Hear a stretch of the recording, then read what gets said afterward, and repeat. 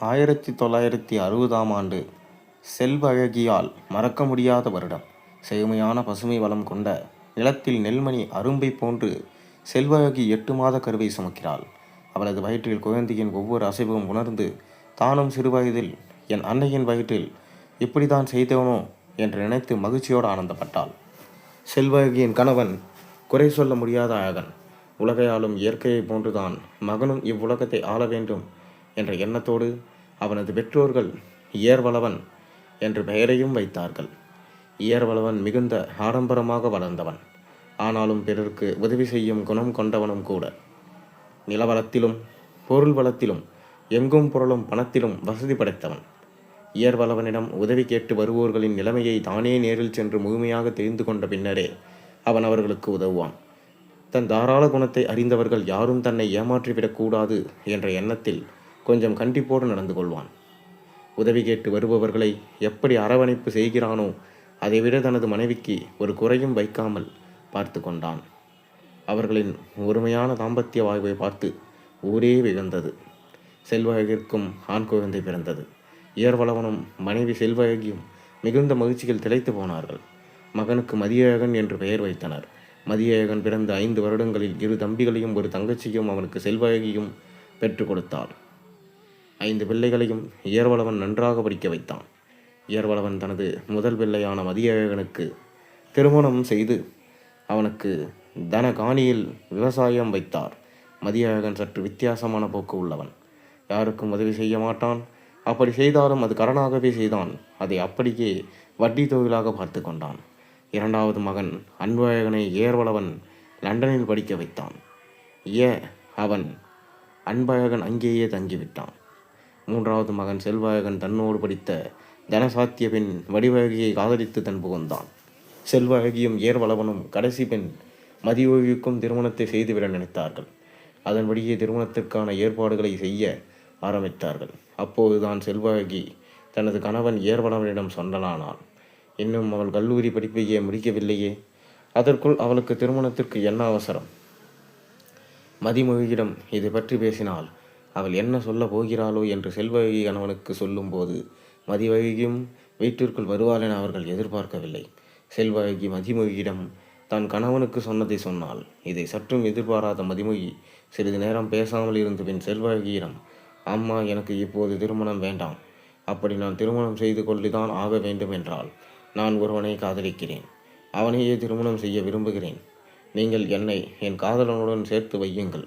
இல்லை என்றால் எனக்கு திருமணமே வேண்டாம் என்று சொல்லிவிட்டாள் மதிமொழி. அவள் அறைக்கு சென்று விட்டாள். இதை கேட்ட இயர்வளவனின் முகம் மாறியது.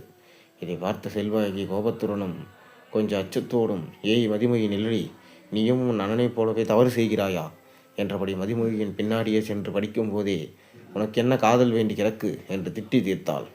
பின் சற்று சிந்தித்துவிட்டு செல்வழகி இயர்வளவனிடம் சென்று, நீங்கள் நமது 3வது மகனுக்கு எப்படி செய்தீர்களோ அப்படியே இவளுக்கும் செய்து முடித்து விடுங்களேன் என்றாள் செல்வழகி.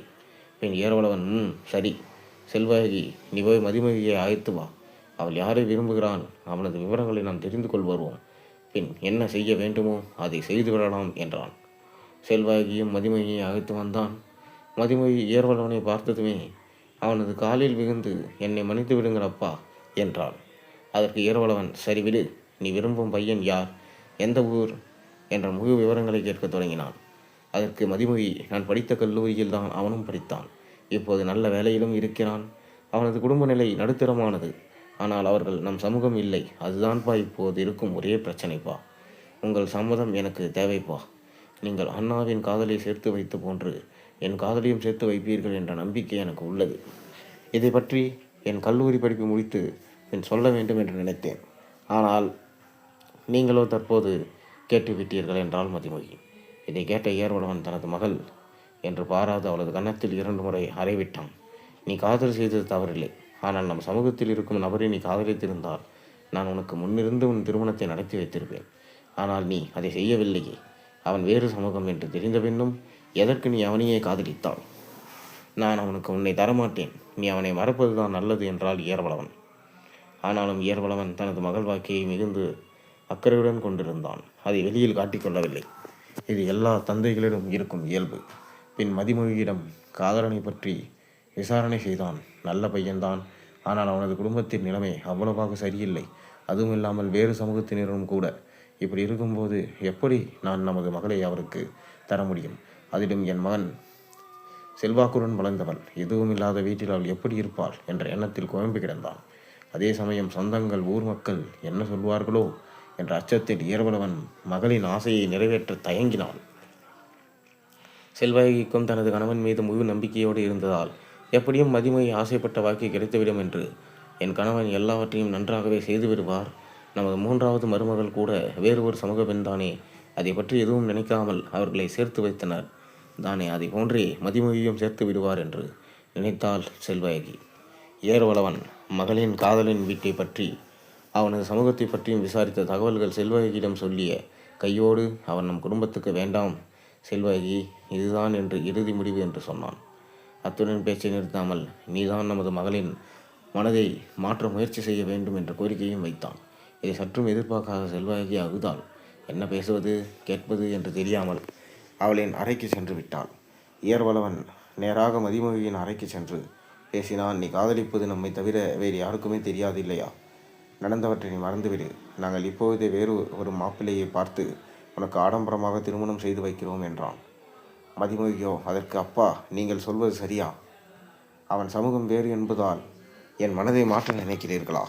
சமூக மாற்றத்துக்கு தடையாக இருக்கும் சொந்தமும் அவர்களது வாழ்க்கையும் நெறிமுறைகளையும் நினைத்து எண்ணத்தில் நீங்கள் என்னிடம் பேசுகிறீர்கள். ஆனால் நீங்கள் வாழ்ந்த காலம் வேறு, தற்போது இருக்கும் எங்களின் காலம் வேறு என்றால். மதிமொழி சொல்லிய வார்த்தையை கேட்ட ஏர்வலவன் கட்டளையாகவே சொல்லிவிட்டான். அவனுக்கு உன்னை தரமாட்டேன். நீ என்னை எப்படி நினைத்தாலும் பரவாயில்லை. இதான் என் இறுதி முடிவு என்றான். மதிமொழி எதுவும் பேசவில்லை. அமைதியாகவே இருந்தாள். 2012 தை மாதத்தில் திருமண நாள் வருகிறது. அதை வெகு விமர்சையாக நடத்த திட்டம் போட்டிருந்தான் ஏர்வலவன். இந்த திருமண நாள் வந்தால் தனது திருமண வாழ்வு 42 ஆண்டுகள் முடிவு பெறும் என்று மனதில் நினைத்து கொண்டே இருந்தான்.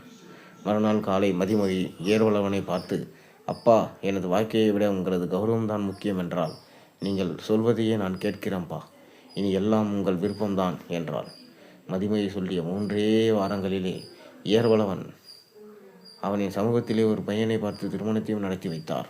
திருமணம் நடந்து முடிந்து மறுநாள் காலையில் எப்பொழுதும் வீட்டை சுறுசுறுப்பாக அலங்கரித்து சுற்றும் செல்வாயகியை இன்னும் காணவில்லையே என்று ஏர்வலவன் செல்வாயகியின் அறைக்கு சென்று பார்த்தான். ஆனால் அறையில் மனைவி செல்வாயகி இல்லை. அன்றைய நாள் முழுவதும் செல்வாயகியை தேடினான். ஆனால் செல்வாயகி கிடைக்கவில்லை என்றதும் மனவேதனைப்பட்டான். காவல்துறையிடம் புகார் கொடுத்து செல்வாயகியை தேட வைத்தான். செல்வாயகியை திருமணம் செய்து கொண்ட நாள் முதல் இன்று வரையிடம் ஏர்வலவனை பிரிந்ததே இல்லை. அப்படிப்பட்ட செல்வாயகி கணவனை விட்டு பிரிந்தால் ஏர்வலவன் செல்வாயகி அவர்களின் திருமண நாளும் வருகிறது. அந்நாளில் தான் வெகு விமர்சையாக கொண்டாட வேண்டிய திருமண நாளை பெரிய அதிர்ச்சியில் கடக்க வேண்டிய நாளாகவே மாறியமைத்தாள் செல்வாயகி. ஆம், அன்றுதான் செல்வாயகியிடம் இருந்து விவாகரத்து கேட்டு ஏர்வலவனுக்கு வக்கீல் மூலம் மனுவும் அதனுடன் ஒரு கடிதமும் அனுப்பியிருந்தார். அதை பார்த்து படித்த பின் ஏர்வலவன் அழுதான். அந்த கடிதத்தில் எழுதியிருந்த வார்த்தைகள் யாதென்றால், இவ்வளவு நாட்கள் என் கணவர் எல்லா சமூகமும் ஒன்றுதான் என்று நினைத்தார் போலும் என்றே நான் எண்ணினேன். ஆனால் அது தவறு என்பதை எனக்கு தெரிய வைத்து விட்டீர்கள். இங்கு யாரும் சமமானவர்கள் இல்லை என்பதை உங்கள் மூலம் நான் உணர்ந்து கொண்டேன். இந்த சமுதாயத்தில் மாற்றத்தை உருவாக்க வேண்டும் என்றால் இந்த சமூகத்தையும் மக்களையும் எதிர்பார்க்கக்கூடாது, அதை நம்மிடமிருந்தே தொடங்க வேண்டும் என்பதை உங்களுக்கு உணர்த்தவே இந்த பிரிவு. எவ்வளவு நாட்கள் நீங்கள் ஏற்றத்தாழ்வு, சாதி, மதம் பார்க்காமல் தான் உதவிகளை செய்தீர்கள் என்று எண்ணினேன். ஆனால் உதவி என்று உங்களை கேட்டு வரும் மக்கள் நமது சமூகமாக இருக்க வேண்டும், அதன் பின் தான் அவர்களுக்கு உதவிகளை செய்தீர்கள் என்று எண்ணினேன். ஆனால் உதவி என்று உங்களை கேட்டு வரும் மக்கள் நமது சமூகமாக இருக்க வேண்டும், அதன் பின் தான் அவர்களுக்கு உதவிகளை செய்தீர்கள் என்று எனக்கு இப்போது தான் தெரிந்தது. நீங்கள் நமது சமூகத்திற்கு மட்டும் உதவிகளை செய்துள்ளீர்கள் என்பதை உணர்த்தும் வகையில் தான் அமைந்தது நமது 3வது மகளின் திருமணம். மகனின் காதலை நீங்கள் எதற்கு ஏற்றுக்கொண்டீர்கள்? மகன் நம் சமூகம் அவன் நினைத்த பெண்ணையே திருமணம் செய்தாலும் அவள் நம்ம சமூகத்திற்கு மாறிவிடுவாள் என்ற எண்ணத்தில் தான் அவனது திருமணத்தையே நடத்தினீர்கள்.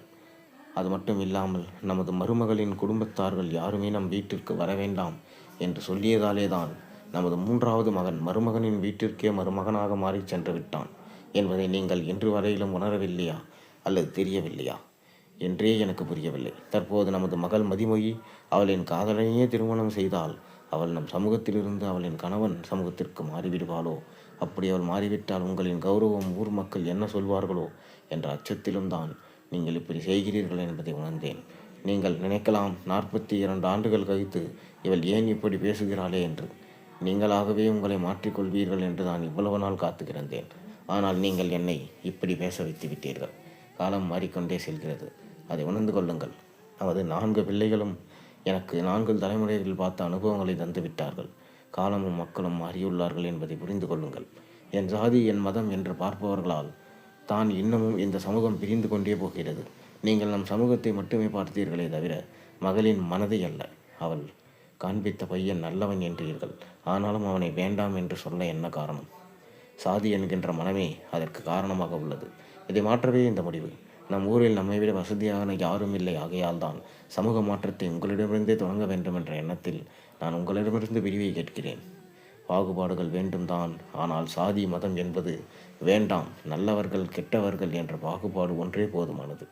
நீங்கள் மனம் மாறினால் ஒரு பாதி சமுதாயம் மாற இது ஒரு பெரிய வாய்ப்பு. இதை புரிந்து கொள்வீர்கள் என்று நம்புகிறேன். இனி என் பயணம் சமுதாய மாற்றத்திற்கான வழிகளாகவே இருக்கும். நீங்கள் மனம் மாறி இந்த சமூகத்தின் நெறிமுறையில் மாற்றத்தை உருவாக்க பாடுபடுங்கள். நீங்கள் மனம் மாறினாலும் இனி நான் உங்களுடன் வாழப் போவதில்லை. இவ்வளவு நாட்களாக நான் அமைதியாக இருந்து விட்டேன். இனியும் அப்படி என்னால் இருக்க முடியாது. நீங்கள் செய்த தவறுக்கு நானும் ஒரு காரணமாகிவிட்டேன். நீங்கள் என்ன செய்கிறீர்கள், உங்கள் தவறு என்ன என்பதை நான் சுட்டி காட்டாமல் விட்டது நீங்கள் செய்வதுதான் சரி என்றும், மனைவி என்பவள் உங்களின் பேச்சுக்கு அடிமை என்ற மனவினைவால் தான் தற்போது நீங்கள் இப்படி இருக்கிறீர்கள் என்பதை நான் தெரிந்து கொண்டேன். காலம் எப்படி மாறி உள்ளது என்பதை காட்டவும், மனைவி என்பவள் ஒரு பாடப்புத்தகமாக இருக்கிறாள் என்பதை என் பிரிவால் உங்களுக்கு உணர்த்தவே இந்த விவாகரத்து. இது நிச்சயமாக நீங்கள் கையெழுத்து போட வேண்டும். இப்படிக்கு உங்கள் மனைவி செல்வழகி என்று எழுதி வைத்திருந்தால் செல்வழகி. நீங்கள் இந்த கதையை எப்படி பார்க்குறீங்க மறக்காமல் கீழே கமெண்ட்டில் சொல்லுங்கள். மேலும் சேனலுக்கு சப்ஸ்கிரைப் பண்ணுங்கள், லைக் பண்ணுங்கள், பெல் ஐக்கானை ப்ரெஸ் பண்ணுங்கள். அப்போ தான் நான் போடுற கதையெல்லாம் உங்களுக்கு நோட்டிஃபிகேஷனாக வந்து சேரும். நாளை ஒரு நல்ல அருமையான கதையோடு சந்திக்கின்றேன். நன்றி, வணக்கம்.